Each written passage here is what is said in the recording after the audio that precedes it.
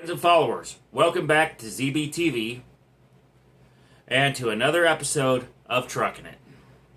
So I got a few things to cover on this episode. The elephant in the room here, AB5.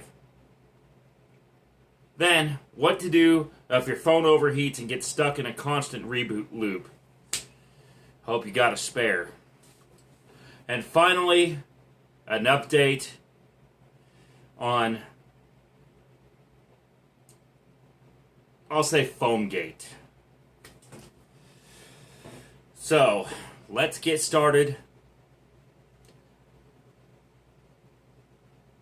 and get things on the way.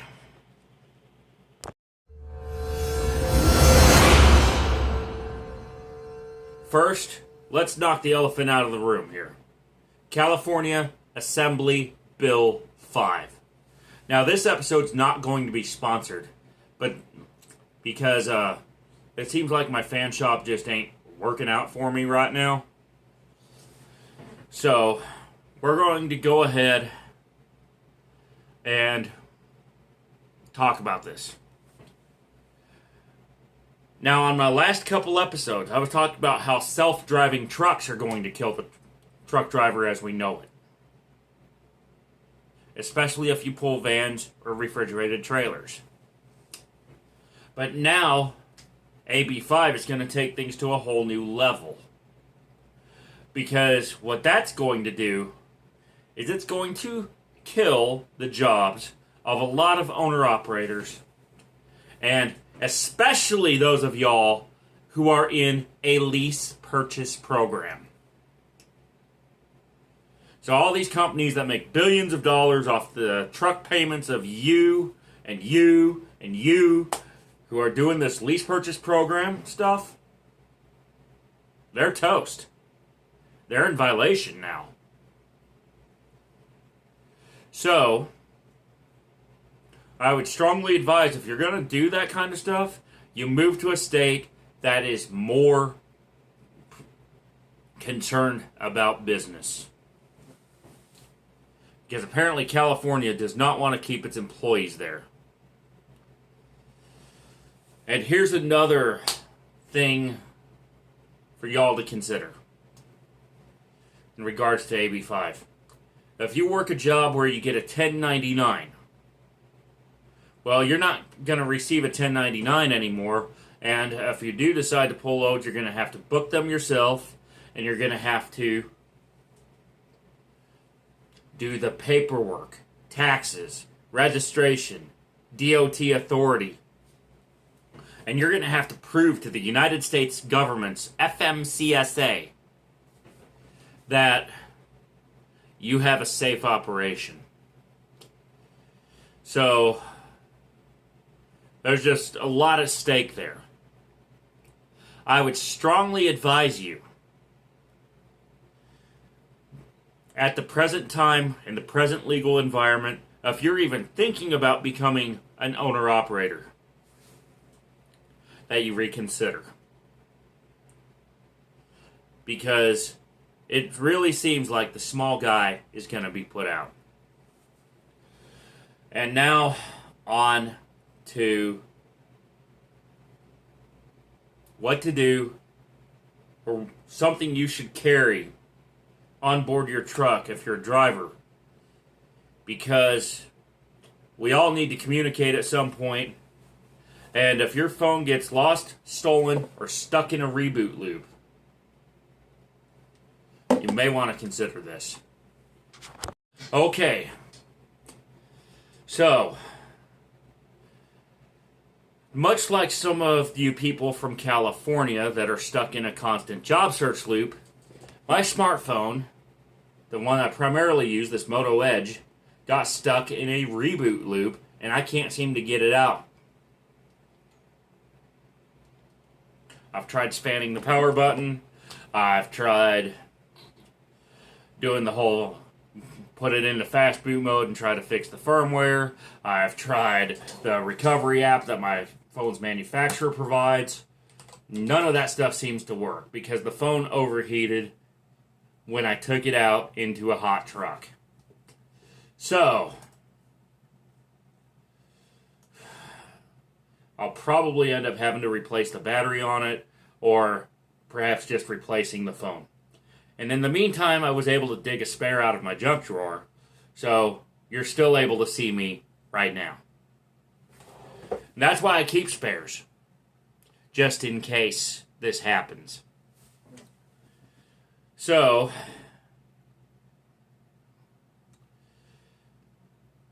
therefore, I am not out of a phone right now. But if y'all want to go onto Trucker's Axe Fan Shop and buy some tees, tumblers, and tote bags today, that would greatly help me afford a new device. And I'm not sure what kind of phone I'm going to get, but I like to keep them towards the more affordable side of things. I don't need the latest S whatever Ultra or any other flagship phone, but I do need a basic communication. And that reminds me that for those of y'all who, let's say, do a lot of OTR work in particular, one other thing you need in your truck, and I know I'm preaching to the choir for some of these, but for some people they just say, oh, it's a distraction, it's useless, blah, blah, blah. I want y'all to get a Citizens Band radio too. That's right. If you live in the U.S. where it's legal and it's encouraged, you need a CB, a Cobra 29, or something along those lines in order to maintain communication with your fellow truck drivers out here on the road when smartphone coverage is not available.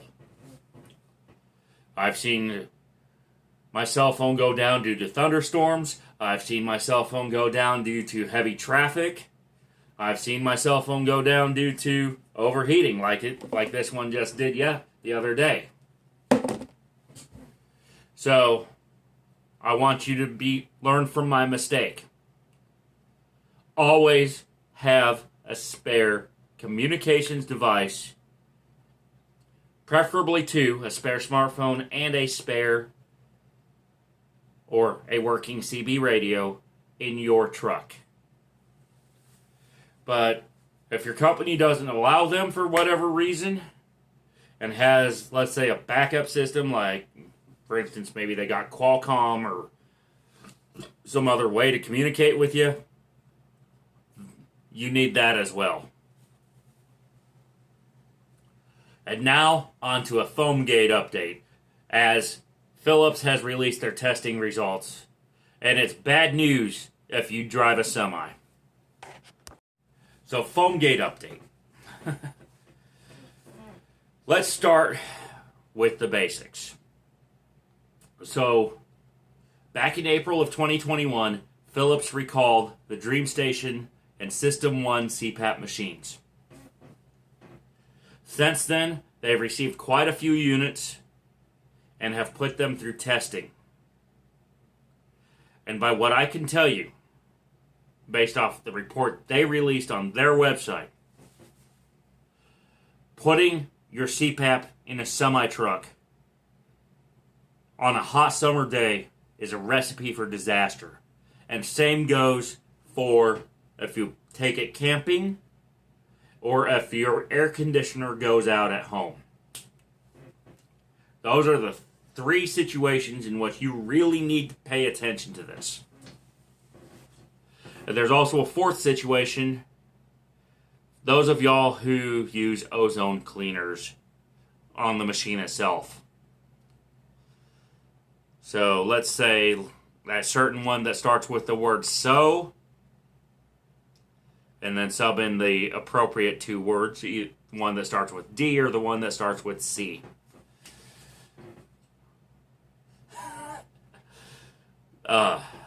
Yeah, I made a joke about it on Nico's CPAP page. But, I digress from the so blank. The more important thing is the heat and humidity. In a semi-truck, we know it gets up to 160 degrees, and sometimes even hotter on a 90-degree day outside. That air conditioner has to work quite hard in order to keep you and your CPAP cool. And by the way, that's not even counting the no idle situations that some of these states and or companies have,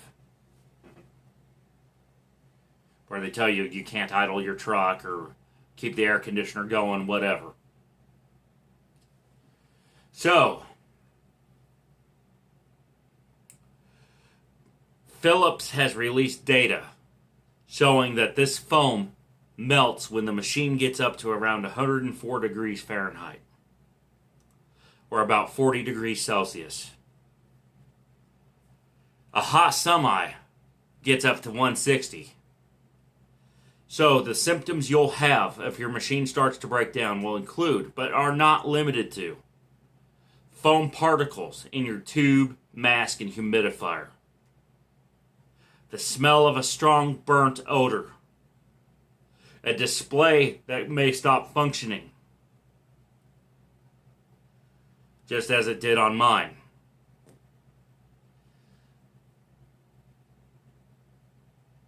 And that's in your mask, by the way, when I say the burnt odor.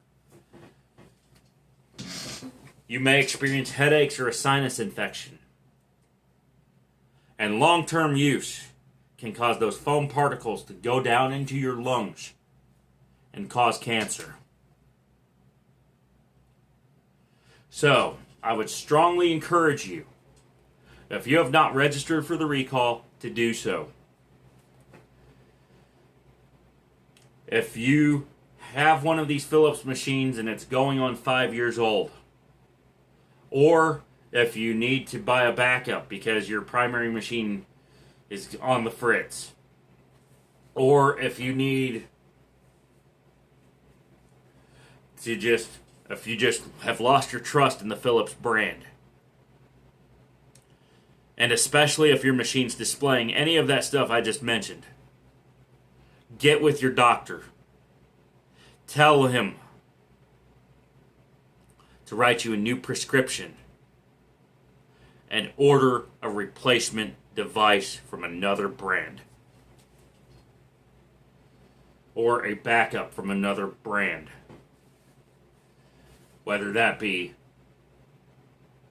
ResMed, Fisher & Paykel, iBreeze, BMC, Brius Z2. And those are just the few that are out there now. Me personally, I have a ResMed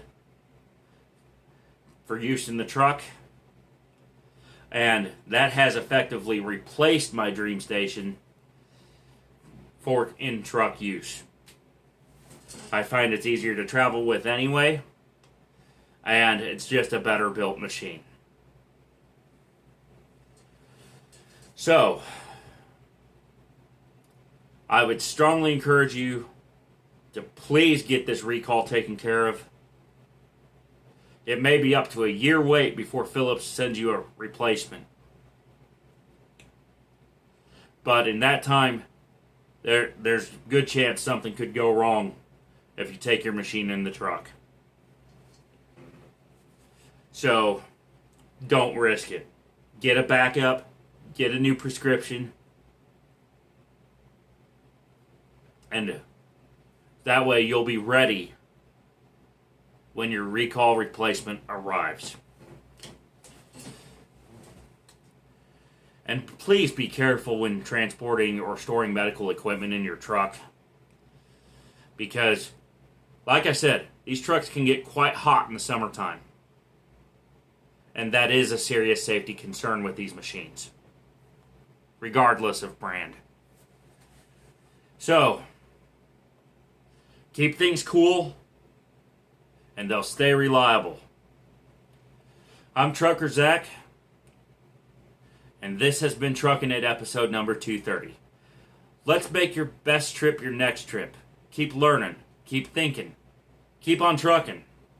And for those of y'all in California, you've got some decisions to make involving moving or changing jobs with this whole AB5 thing that's going on. So bye for now. Keep me posted down in the comments below. And feel free to share.